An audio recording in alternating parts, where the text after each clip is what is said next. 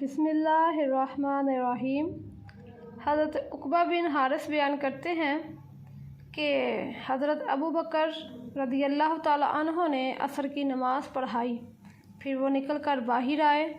انہوں نے حضرت امام حسن کو دیگر بچوں کے ساتھ کھیلتے دیکھا تو انہیں اپنے کندھے پر اٹھا لیا اور بولے، میرے باپ کی قسم، یہ نبی اکرم صلی اللہ علیہ وآلہ وسلم کے ساتھ مشابہت رکھتے ہیں، علی کے ساتھ مشابہت نہیں رکھتے۔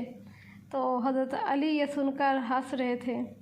اسی طرح حضرت ابو حذیفہ بیان کرتے ہیں، میں نے نبی اکرم صلی اللہ علیہ وآلہ وسلم کی زیارت کی ہے۔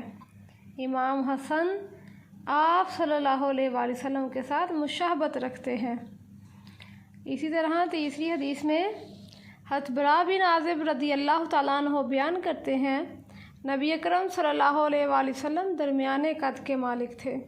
آپ کے دونوں کندھے چوڑے تھے، یعنی سینہ مبارک کشادہ تھا۔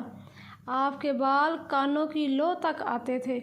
میں نے آپ کو سرخ حلے میں دیکھا ہے۔ میں نے آپ سے زیادہ خوبصورت کوئی چیز نہیں دیکھی۔